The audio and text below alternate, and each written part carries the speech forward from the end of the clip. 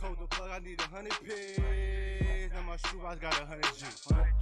I told my plug I need 100 pigs. Now my shoebox got 100 G. Told the plug I need 100 pigs. Now my shoebox got 100 G.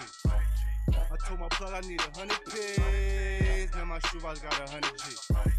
I'm in Cali every week. Oh, here we are. Good afternoon. You're listening to Cannabis Corner on WNHHLP 103.5 FM, broadcasting live from downtown New Haven. We are streaming live on TuneIn Radio and NewHavenIndependent.org. We're also streaming live video on Facebook Live. Just go to facebook.com/New Haven Independent or go to your Facebook page and look us up.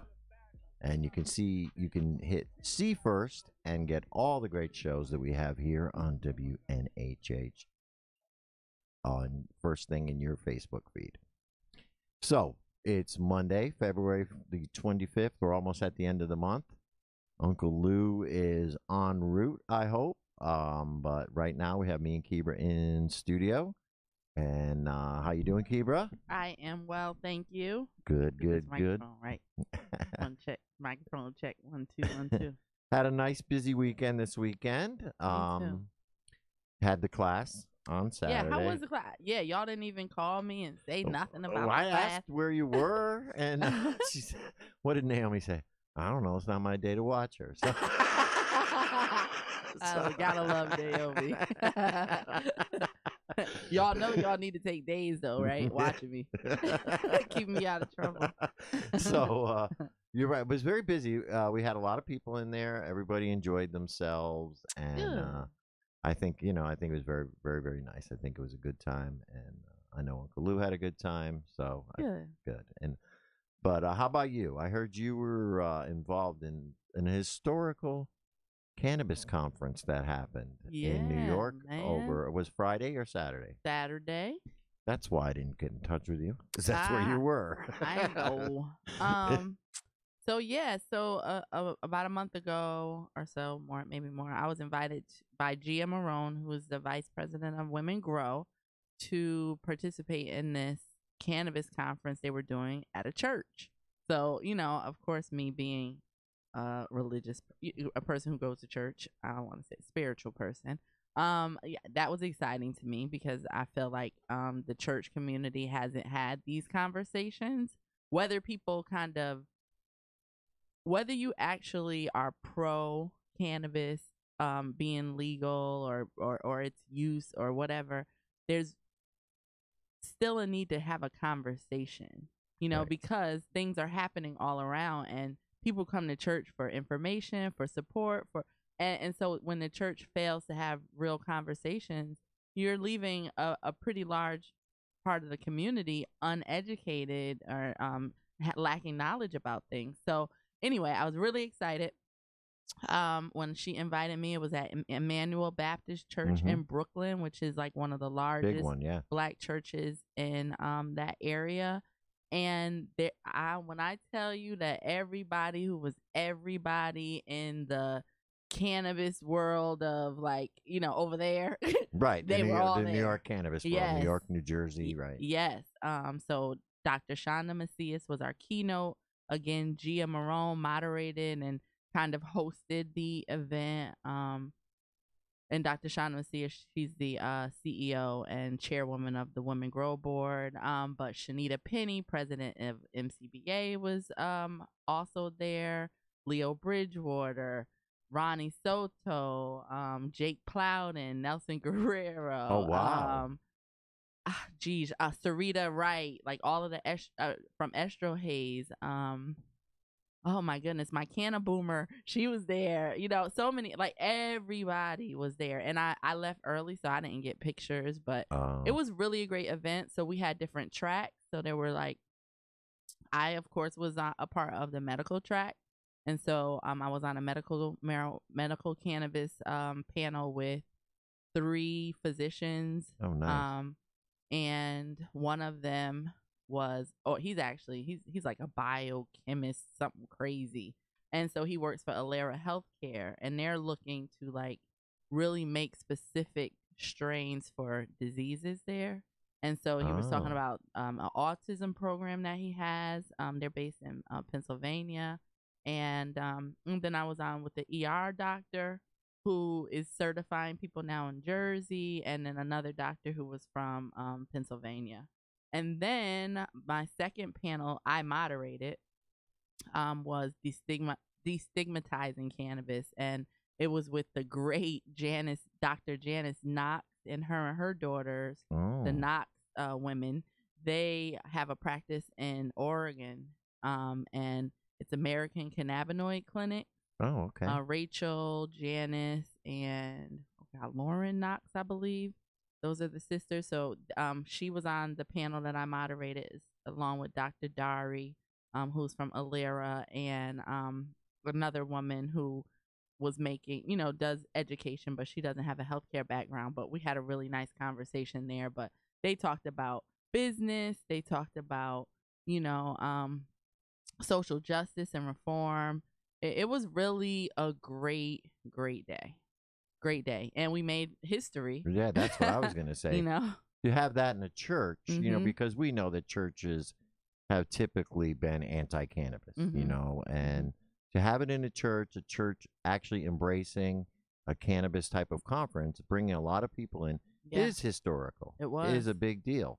And hopefully it will show some of the smaller churches like, hey, if this big church can, embrace it, why can't we? And you made a really good point of, it's important because a lot of people look to churches for their leadership, for education, for guidance. Right. And if these churches and the people who are out there giving that advice to people aren't educated, they're giving the wrong advice. They're giving bad advice. Right. They're giving things that are no longer true. Exactly. And I think it's important to reach out to these pastors and these parishes and see who's progressive enough to maybe do something like this. I don't know if we'll ever be able to do it in Connecticut. Well, I did. I've spoken at churches. I spoke at New Beginnings Ministries. And thank you to Bishop Robert Middleton for inviting me and letting me have that conversation. I'm working on my church that I go to now. And I've just been so I sent my pastor this information, because when you sometimes there's politics with churches, and so he's a fairly new younger pastor, and a lot of the members have been members like me all your life, and so and some of them are up in age. So to have a new pastor, and then he's like letting this girl talk about weed, what I'm saying? I'm trying to broach that subject carefully, and but I gotta tell you, when I'm sitting in church, when I go to church, people are saying, they start whispering, I need to come see you down there. Is it good for this? Or they're asking me, about business opportunities or investment opportunities. So I think all of that stuff is important for us to talk about. Yeah. Imagine the economic development that's going to happen in communities. Wouldn't it be nice if some of them were spearheaded by, spiritual organizations, that are faith-based organizations that could help, also help people deal with some of the issues that have been happening in our communities, but also put them on the path to entrepreneurship and, to be able to actually reinvest in some of these churches and pay tithes, Right. It could really be, it could be beneficial to faith communities. I really think if the church or in general would embrace it and actually realize that it's something that could benefit their parishioners. I mean, churches right now are on a really downslide, and they need money. So you never know. I mean, it costs to keep the lights on at the church. Right. That's and if not people free. aren't putting in the money because they don't have it. Right. I mean, and with inner cities, we have a whole different type of problem or issue, because there's not only are there liquor stores on every corner, but there's churches just about on every corner. But I think if we promote a sense of community and really show what cooperation looks like, working together, I think that maybe will help some of these churches start coming together. Because we can't fund every church on the corner with cannabis money, but we might be able to find, one faith-based organization to really kind of, have some funds going so they can help develop the community. So, I think cannabis is so great because it really shows you examples of in so many areas of life, but definitely cooperation and working together. And these are all kind of things that when you're in this community and you're in this industry, you really understand the importance of that. Right. We couldn't be where we are if it wasn't for our working together. Right. Exactly true. It's about community. And I think the good thing about the cannabis community is we're building it from the ground up. Exactly. You know what I mean? This is fairly, I mean, the cannabis community has been around for years, but it's only in the few recent years that we've actually been able to come out of the closet, right, and talk about cannabis, right, and our use of it and why we feel it should be legal and medical and all that. So over the last, I would say 5, 6, 7 years, we've actually been able to come out and feel comfortable talking about cannabis in public, and I think churches and other people have to follow suit because churches, if you didn't know, there are members of your congregation that are consuming cannabis. Yeah. And Jesus didn't say it was bad. Right? He didn't say it was bad, but think about it like this. And this is what the angle that I am trying to get faith leaders to see. If you are making it a bad thing to consume a natural plant-based medicine, an alternative to opioids, this is what people are looking for. So you're making it a bad thing. So you're pushing people to continue to engage in the black market. Right. They don't want to get cards because they're afraid the pastor's going to find out. They don't want to be open about their use of cannabis because it's the devil's lettuce and somebody's going to tell them they're going to go to hell. Bad and they have to hide it. But, that's why it's important to have open dialogue and conversations and be open-minded when you're dealing with the faith community, because people are dying from opioids. I say this all the time, because it's just crazy. Yeah. People are dying from opioid overuse. And here we have something that no one's ever died from, but you'd rather someone take the risk of becoming addicted and dying or taking too many and dying than someone using a plant-based medicine just because you've bought into propaganda that has gone on since 1930s. Since the 1930s. Right. Come on now. Come on. And we all know there's a lot of money that has to do with that too. Obviously the pharmaceutical industry makes sure that they but keep the churches the ain't investing going. in no pharmaceutical companies. That's true. Come on. I just think it needs re-education. Absolutely. In that case, absolutely. Exactly right. They've absolutely been demonizing this for too long. But you're doing your parishioners a disservice, your congregation a disservice by causing them to have to feel like they can't be open and honest about it. Right. No, so. I agree. I think this was a big step. Yep. So it was exciting. I was in the Source magazine. That's what I'm saying. It was in the Source. That's one of my favorite little lines from Biggie. Smiles every time my face is up in the Source. I was like, oh, I'm in there. Yeah. So that's big news. Yeah, it was great. So that's awesome. So we got Ellen Brown calling in. We're expecting her to call in, but a couple things going on. Okay. In New York, did you know that the bodega owners now want to sell weed? Did you see this? Yes, I did, and they're mad about it. They're like, if you let corporate get in here and sell weed, we want to do it too. Exactly. And it's interesting their defense of it. They're like, rather than drug peddling outside of the bodegas, we want to bring them inside. He said, let's cut out the middleman. I mean, the bodegas been doing what they want to do for years. Right. And I think that's part of the issue they're going to have. Bodegas are notorious for selling cigarettes to kids underage, and things like that. Right. And are they going to be able to have the kind of control and regulation over the market if you start putting weed in bodegas? I mean, they have a point. Yes, they're dealing outside the bodega anyway, so you might as well deal from inside the bodega. But I'm not following that logic because I don't know that they're selling a lot of weed outside the bodega anyway. It's more powerful stuff. Yeah, I know, right?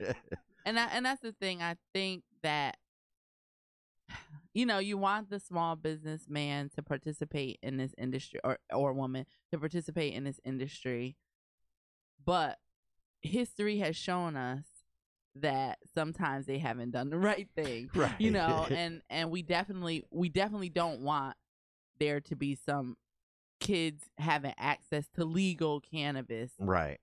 and it not being regulated in that way. But I mean, the hope would be that people who do apply for these licenses, who do get granted, will follow the law and, you know, uphold Right. uphold the age limit. Well, I would say, look, to these bodega owners, turn your bodega into a dispensary. Right. You make a lot more money anyway. You know what I mean? Go apply for a license.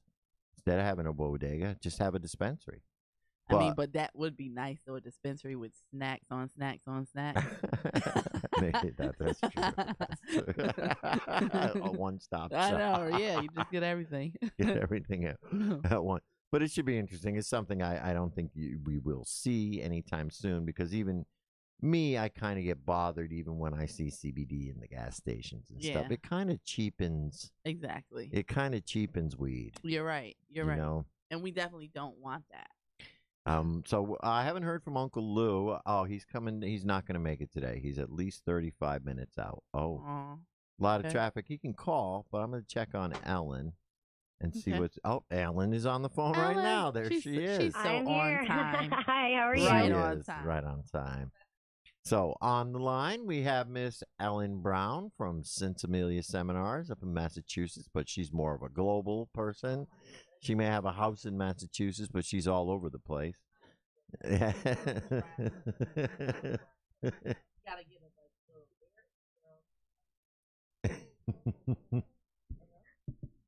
Ellen. Hey, I'm actually sorry, I'm right here. I'm really fortunate. I just started working with this fantastic company up in Canada called Canna Collective Incorporated, and it's family owned and operated. So they are a 100-acre or 40-hectare hemp farm in Ontario. So we've been traveling to these different events to learn more about the hemp plant in general, and then the needs of hemp, here in the United States, Canada, and globally. Wow. So well, tell us, what are the needs of hemp? Well, first Some of the needs of hemp, we're seeing a lot of needs for just overall education, educating farmers how to grow the hemp in the first place to possibly, stimulate the economy, help entrepreneurs get jobs. And then one of the presentations that I heard at the Asian Hemp Summit in Kathmandu, there was a man from Mongolia, and he was saying that the number one problem that they have is that there is education available about how to grow hemp and how to grow cannabis, but it's all primarily in English. And they don't have a lot of English speakers in that country, or at least where he was. So he was saying there's a large need for interpreters in every language to translate this information so that it can be read globally by everybody. So I thought that actually really caught my attention. Wow. And the many applicable uses of hempcrete. So using it to fix the roads, using it to build houses, especially going to a place like Kathmandu where they're an impoverished country, and you see like they don't have, the roads aren't paved, and there's a definite need for jobs. And we could also use the hemp concrete to make houses, and then we could grow hemp to for clothing. We could grow hemp for the seeds for a superfood, meaning it has all 21 amino acids, 9 of which the body cannot create. So with that in mind, there are so many applicable uses that could help completely stimulate and generate an economy. And then what we're going to be able to do here in possibly the United States, the importance of really researching hemp for its use as a biodegradable plastic, I think is going to be something that we should keep our eye on. Not to mention growing hemp for CBD and distillate and all that kind of good stuff, so that way you can help patients or those in need. Very, very true. Now, that's one thing. You brought up a good point. Everybody looks at U.S. and Canada and the Western world for hemp. But, it's been said that hemp can save the planet. And when you start talking about what it can actually do on a global level, some of these impoverished countries, like you just mentioned, who don't, they have plenty of sun. They could grow anything they want. If they grew hemp, they could probably, be able to, like you say, make hempcrete, make houses, pave their roads. There's a lot of things you can do with hemp that not only, are CBD, but it will help on a global scale. We have to think globally. How many other nations are there out there that could really use this plant? And Ellen, could you just explain what hemp is for my listeners Absolutely. who don't really know? So hemp falls in the same kind of category as, so there's cannabis, and then there's marijuana, and then there's hemp. And one of the primary differences is that hemp, when it's cultivated, needs to have less than 0.003% THC. So it needs to be more on the high CBD end. And there are other varieties that are better used for things like seed manufacturing, and there are going to be different varieties that are better used for the fibers and the stalks of hemp. Something interesting was there's a large-scale grower of cannabis and hemp. His name's Farmer Tom, and he's out in Oregon. And he actually just put up a Facebook post or an Instagram post, and he was like, looking for stalks and fibers for hempcrete. And I was like, oh my gosh, how amazing is that? Wow. Yeah, because they're two different plants. The ones you would use for the hempcrete and the fiber is more like the ruderalis strain, right? It's more stalky, and you really can't get high from it at all. Is this true? Is it like the industrial strain is not the same as the high CBD strains that are out there now? I'm right now, because I'm working in Canada. I'm actually learning more about the different varieties and the different genuses of the plant. So in the next couple of weeks, I'll have a better understanding of which variety is better for which. But the primary difference is just making sure, or one of the big things to make sure of is that you don't have that high THC concentration. Right. Because if you get an application for growing hemp and you have high THC, you'll actually lose the crop. As if you're, cultivating for cannabis, if you have a 1-to-1 THC to CBD ratio, that's great. So you really need to make sure that you start from the right genetics to begin with. And I know we talked a little bit about, or it had mentioned a little bit about processing. Before you even put the seeds in the ground, you want to make sure you have your processor ready. You know how you're going to process it, who you're going to use, and then also where is it going to go. Right. Who's going to, purchase this hemp or buy this hemp at the end. And what's interesting is right now I'm becoming a lot more abreast with what's going on in Canadian law and legislation because I'm working there. And what's wonderful is that it's actually federally regulated. So it's very much mainstream. So you can actually, go purchase your seeds. They all have to be approved by Health Canada. And then at the end of the year, you could actually sell it back to the federal government if you wanted. The seeds? Or the hemp itself? No, the end product. Oh, as long as you get your seeds from them, you can sell it back to them. You have to. So everything's federally regulated. So you'll go on and you'll get a license, or you get an application, then you get approved. And then there's the cannabis tracking licensing system. So everything's done through there. So you can't get seeds from an outside source unless it's approved by Health Canada. And you can't get anything processed unless it's approved by Health Canada. So there's a lot of oversight, but it's also really nice because there's a list of all the different cultivators you can go to or seeds available. And then there's a list of all the different processors and manufacturers you can use. As we're here in the States, because it's so individualized state by state, there's a lot to learn about the nuances of that state. Yeah, it's still very scattered around here. Even though it's federally legal, every state still has the right to regulate it in its own way, and it makes things very confusing. Especially if they don't even compile regulations. Like here in Connecticut. Right. Tell us a little bit. One thing I was interested in learning is that you cannot plant cannabis and hemp in the same field. You can't plant them near each other, correct? Well, so the primary thing you wanna just be leery of is males, because the males from the pollen from the males in hemp and the pollen from the males in cannabis, they'll cross pollinate with each other. Right. So if you weren't cultivating for seeds, you'll seed out possibly an entire crop. You could seed out that whole 100 acres if there was a male in your midst. Right, and that's one thing that I know some growers have run into, because the plants look so similar. In the next couple of years, we're probably going to see a big push for large-scale greenhouse cultivation when it comes to maybe large-scale cultivation, just to keep the males separate, and also that way they'll have a longer growing season because they can grow all year round instead of just those those peak months from like the spring to the autumn. Right, right. And that really is kind of, I guess, the ideal way to grow, right? Greenhouse. You have the natural sun, and you can enhance it with some artificial lighting if you need it. I think it's the best of both worlds, but growing outdoors, as long as there are no males anywhere lurking outside, it'll be great. Or reindeer anywhere. Or reindeer, yeah. Everything wants to eat your cannabis. So I've started looking into applications for cultivating hemp in Massachusetts and Maine.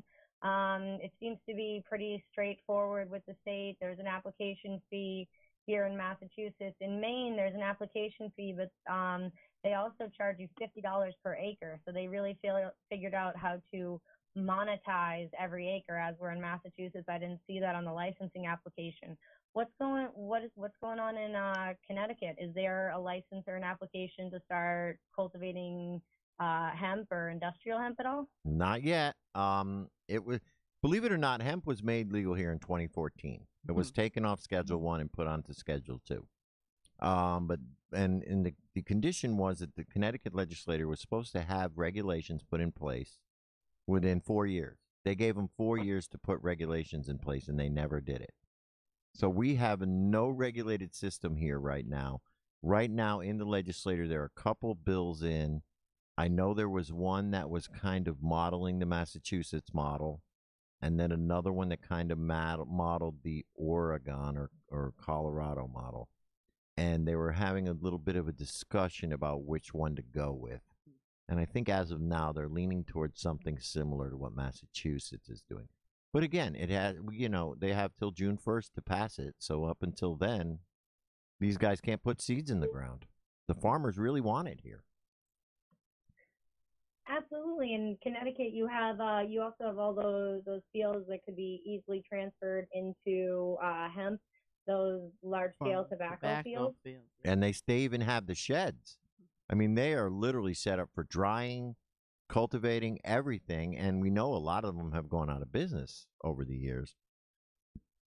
So there's a lot of empty space up there. And you're right, those farmers are ready. They want to convert it, and they're just waiting for the legislature to get together and put together the regulations.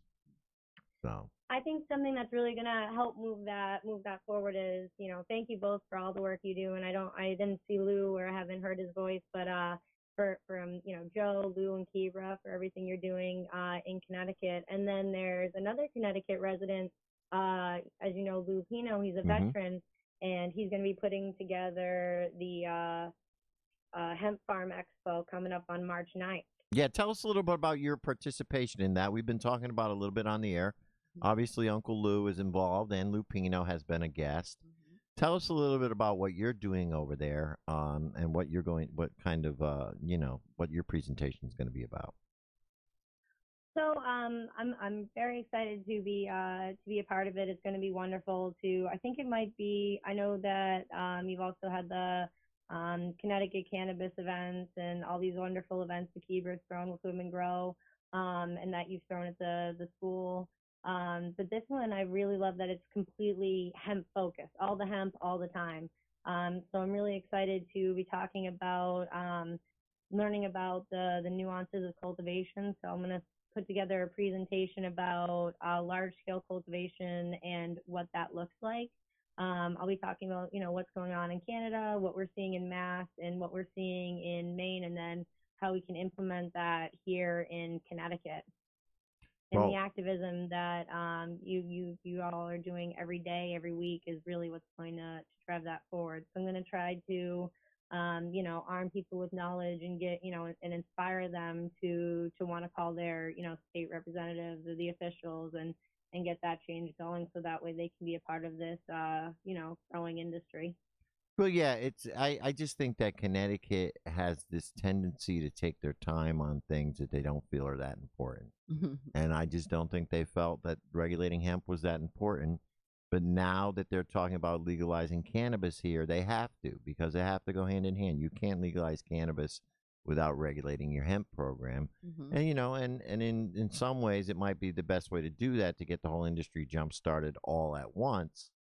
But the truth of the matter is, if they don't get something passed, the farmers are not going to get their seeds in the ground in time to do a harvest. They're going to be behind everybody else. They're going to be behind Mass. They're going to be behind Maine, because we know you can import and export hemp.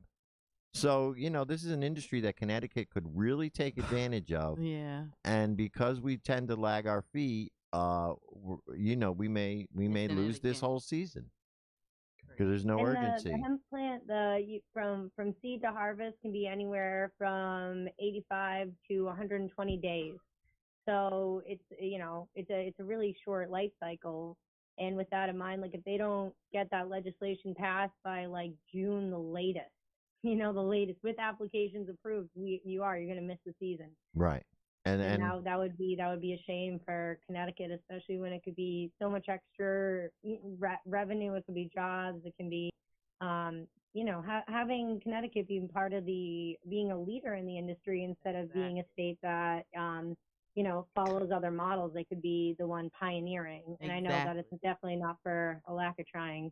Yeah, and then that's what we've always been. You know, Connecticut has always been an agricultural type of state, always type of cottage industry, New England, you know, small business, entrepreneur type thing. And to see, I just think over the last 10 years, it's become very corporate kind of, and we've forgotten our roots of how this state was built on agriculture, built on tobacco, and built on, you know, a lot of small family farms, which have been driven out of business. And I think we have a real opportunity here to get back, quote unquote, to our roots through hemp and through cannabis, and really make this state, you know, more of an agricultural kind of thriving cottage industry based state. We have to see if our leadership is willing to do that, because they just tend to go where the money is. I mean, that's really what we're finding here in Connecticut. They want big money. They're going where the money is, you know. So it's going to be interesting. I hope some of these topics are covered at the Farming Hemp Expo. Now, I also understand Dr. Uma's coming down for that, and she's that'll be really exciting. I love seeing her. And then she was, I think we were all there. I can't remember what the name. What was the convention we were just at last week? Gene Traders. The Gene Traders. That was a wonderful one. Getting people excited specifically about cannabis cultivation. Right. So we see the trend is towards cultivation, and you know, I'm hoping, you know, really hoping as an educator, and I know you and I have spoken about this before, that if Connecticut will give the right to grow to either patients or to, you know, for adult use, that we should be teaching it down here. We should do a whole class on home cultivation down here. And that's something that I've been wanting to do for a long time, but we can't, because basically. Why can't we? Well, we've gotten around it. Yeah. But I'm talking about it in depth. Okay. I think we can. And I know we were talking, you're going to come down and do some hemp classes for us, right? Do some hemp. Absolutely. I'm so excited. Yeah. So I think this summer, you know, will be a real exciting time here in Connecticut. We'll know whether we have legal cannabis or not. We'll know whether we have grower rights or not. And we're going to celebrate. And we're, you know, this is what it's all about. We got to bring the education here. Yes. And to Connecticut. And now, I can't wait to grow as a patient. Yeah. Me too. It's I think it's absolutely doing a disservice to the patients by not letting them cultivate for themselves or have a functioning caregiver or any caregiver system, and making them completely dependent on the brick and mortar dispensaries, because they only have so many hours a week that they're able to operate, and their prices are X amount of high, you know, and those are with the caregiver system, or allowing for co-ops or small scale cultivators to 1099 themselves, and then they could buy or sell or donate whatever the vernacular is, their excess cannabis. And then there would be more of after it being tested at a third-party facility, you could sell it to the dispensaries, and then there would be more of a selection for patients. It would, you know, competition's good for business. The dispensaries would, you know, put out they'd want to make sure that their product is always completely on point because they're going to have a lot of competition from the home growers. So I think that all around that would be good, and it would stimulate jobs, and people could take care of themselves for whatever strain they want. It is shown to work in other states. Yeah, I mean, and I don't understand why they're so greedy, because there's so much money to be made and so many opportunities for people to engage in this industry. It's like, why would you want to just keep it corporate? You're just limiting and it hasn't worked. Our medical program is not. No. And then, most states not great. Where they don't allow patients to grow, it's the same thing. It's corporate. The same thing. Corporate and the black market is still thriving. I mean, let's be real. Here we have a medical program, yes. But you and I both know that the black market is still thriving here in Connecticut. And the only way to, curb that is to legalize, regulate, and make sure that you don't overtax it. Right. I mean, I was just reading that New Jersey has agreed to a $42 an ounce tax. That's going to be their tax rate on cannabis, $42 an ounce. So, $42 an ounce tax on top of whatever it is on their sales tax. Well, I was talking to a buddy lately, and we were discussing the price of an ounce in the dispensaries and how you can go to California, you can go to Nevada, you can go to Oregon, Washington, and because they have more competition, they have more stores, the prices, they dive down. You know what I mean? You can get an ounce of marijuana or an ounce of cannabis for $150. Right. That's it. $150 for an ounce of quality cannabis. And here it's $420, $350 an ounce, all these things. And I was thinking about it, and somebody brought up to me, and it struck a light bulb. It does not cost $350 to produce 1 ounce on the scale they're doing it for. It should cost them maybe $50, like pennies on the pound. If you're doing it in such a large quantity with that square footage. I was like, is there any way to call out these corporations on the inflation like they did with the gas companies when they're charging $5 for a gallon of gas, but it only costs $1 something. So why are they allowed to gouge patients? It's not even the recreational market. Patients on prices when they're literally making 4 times their profit on an ounce. It's got to cost, if you're charging $3.50 and it only costs you $50 to make, that's yeah, it's crazy. Well, we actually had an investigation here on every single person. We had an investigation here. What is that? And our prices were actually a lot higher a year or two ago. We had, but it was $420. What were you got? $480 for an ounce? Yeah, you were paying $60 to $70 for eighths at one point. They're back down to $30 now. Because there was an investigation into price gouging here, and they found that they were. And I still think they are, but what they did was they say, hey, guys, don't gouge so much, Just gouge a little less. Just gouge your patience Gouge a little less than you were, and, we'll leave you alone, because that's just how things are done here in Connecticut with a wink and a nod. But, so. I think the patients need to start calling that out as unacceptable. It's no, really, what does it cost you to produce an ounce? Why are you making 6 times back your profit? And there's not like a reasonable sliding scale. The prices don't go down for certain things, especially with, in Massachusetts, patients don't pay tax. Do patients pay tax in Connecticut? No, we don't. No, we don't pay tax. They almost wanted to, but I think for those corporations, especially since you have 9 brick and mortar facilities, no caregiver competition. It's like you've got to be making about an to have absurd 18 amount of money off of the sick. It's not okay. Oh, they are, and they're all corporations, and they all want to just make more money. They're going to say, well, it costs us so much to stay in business. They'll cite their electricity bills and they're still complaining about the $2 million that they had to put up to even get into the business. So they're going to say, well, our cost of doing business is so high. That's why we have to charge these high prices. But it's not true. It's just to keep the corporate bottom line, keep their shareholders happy. And that's really what it comes. There are what's unfortunate is that I think Maine, they have reciprocity. You can get, but you have to have a Maine recommendation that you can get through Massachusetts for an extra $50, and you can go for it. But Massachusetts, we don't have reciprocity. Connecticut doesn't have reciprocity, but Rhode Island does have reciprocity. And sometimes I'll go there and I'll visit, and I can't bring cannabis over state, but I have my recommendation. And I'm able to go into places like Greenleaf Compassionate Care Dispensary, and while I'm in the state, if I'm a patient, I could get an ounce of marijuana for an ounce of cannabis for $150 or $200, and it's it's great quality, and it's not all grown by the dispensary.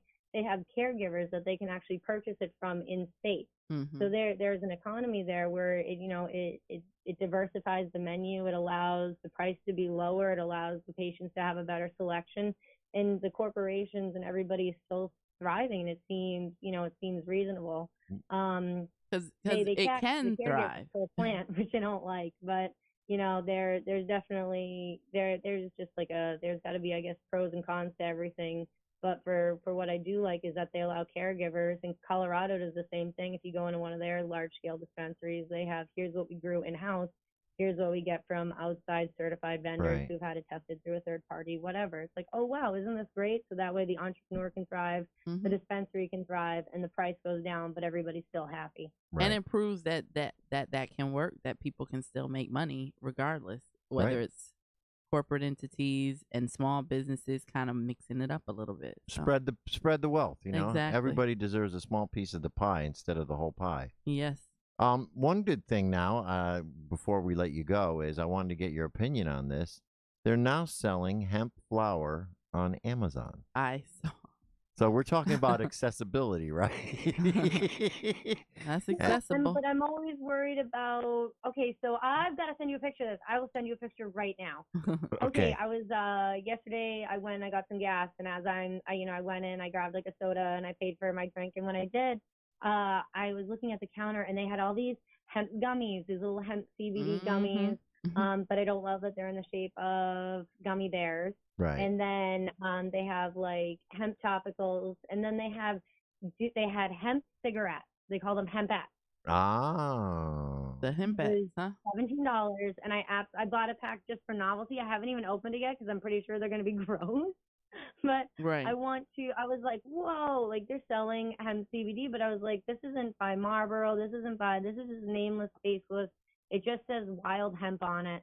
Like it's, we're letting people, sell us snake oil. We're probably going to buy a lot of snake oil. I think there does need to be some sort of oversight for where are these, CBD topicals coming from? Where are these edibles coming from? Where are these hempette cigarettes coming from? Like, is this grown organically? Has it been, does it have any pesticides, heavy metals, anything like that? Like, I think those oversights are going to be, important. And right now it's on the consumer to know whether or not they're buying snake oil or whether or not they're buying CBD that's been grown properly, tested, and what it is, Well, and I just saw a big expose that NBC did where they tested a bunch of these gas station products that they got from head shops and gas stations. They were saying that most of them, there were a few that did have exactly what they said they did in them.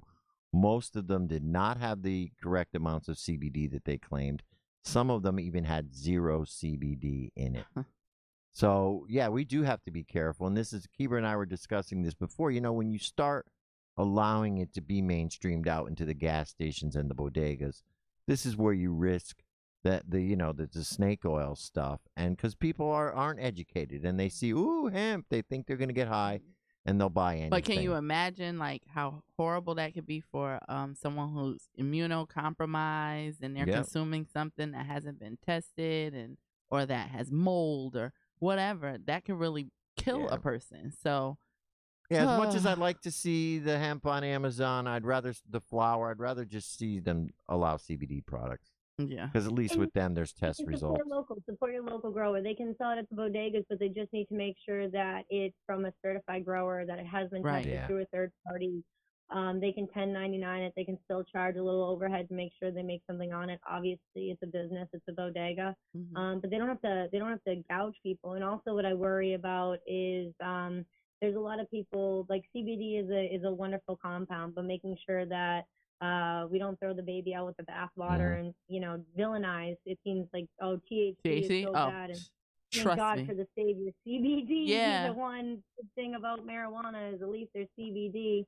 But no, there's definitely a time and a place for THC and for the entourage effect and for all the beautiful cannabinoid rainbow to be a part of it. The THCA, the CBDA, the CBN, the CBG, and then also making sure that these hemp products or these cannabis products, whatever they are, when they're sold, they need to be from reputable sources because there are people that go and they're looking for CBD to save their lives. Right, they're exactly. they might have cancer, they might have a loved one who has an ailment or something like that, and they've heard about all the wonders of CBD. So I think it's about managing people's expectations, making sure that they still work with a doctor. They understand that it's definitely a plant that can benefit you, but it's not necessarily a cure-all. And there are a percentage of people that use CBD or THC or whatever it might be to help prevent or cure or treat cancer or seizures or something. But then there's a percentage of people that do the exact same dosage, a different dosage, a higher dosage, and nothing happens. Just because of their endocannabinoid system, the chemical compounds didn't work the same for them. So really emphasizing the importance of your own endocannabinoid system. And all right, and with that, Ellen, I'm going to have to let you go. Tell us how people can get in touch with you, and we'll be looking forward to seeing you on March 9th. I can't wait to see you as well. My name's Ellen Taylor Brown. I'm the founder of Sensimilla Seminars. You can find me at sensimillaseminars.com, Instagram, Facebook, and I really look forward to seeing everybody March 9th in Connecticut. I will have a booth. Yay! Nice. We'll see Can't you then, wait Ellen. to see you, Ellen. Thanks for calling in. We'll see you on the 9th. Oh my God, thank you so much for having me. All right, bye-bye. Bye-bye. All right. We're gonna have to get off in a minute. You're listening to Cannabis Corner on WNHHLP 103.5 FM, broadcasting live from downtown New Haven. We are streaming live on TuneIn Radio and NewHavenIndependent.org.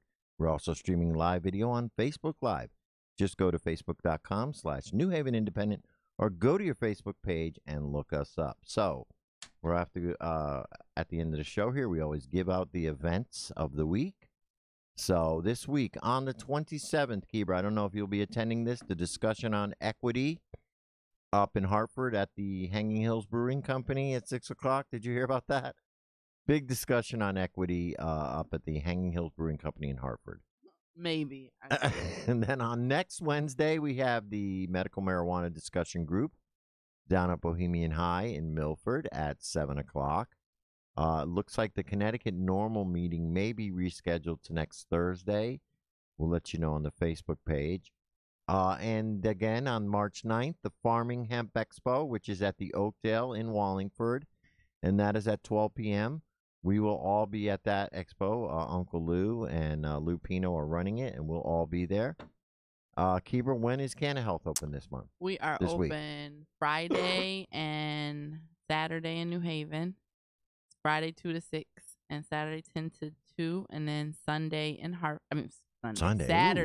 Hartford 10 to 2. All right. So, and hopefully we'll be, talking a little bit more next week about the Hemp Farm Expo. Yeah. And we'll see you all next week. Yeah. All right. For appointments at Canna Health, go to visitcannahealth.com. So visit cannahealth.com. And I will be announcing new classes next week. Whoop, whoop. Put that all together this week. I told my plug I need 100 pigs. Now my shoebox got 100 G. Told the plug I need 100 pigs. Now my shoebox got 100 G. I told my plug I need 100 pigs. Now my shoebox got 100 G. I'm in Cali every week. I go hard. Grower said he got sour, need that whole yard. I'm chasing turkey bag. I'm chasing gold yard. Tell us down we won't go far. Blue sherbet stuff the whole jar. 100 P's on the Bay Bridge, stuck in traffic. If I ever run into Riri, let's make magic. Die doing something you love, it ain't tragic. Heard what I said, it ain't tragic. From the home of lay down, smoking ratchets. Never win when you spell it backwards. I got green in the bay, my whole team Packers. Told the plug I need 100 pigs, and my shoebox got 100 G. I told my plug I need 100 pigs, now my shoebox got 100 G. Told the plug I need 100 pigs, and my shoebox got 100 G. I told my plug I need 100 pigs, now my my shoebox got 100 G.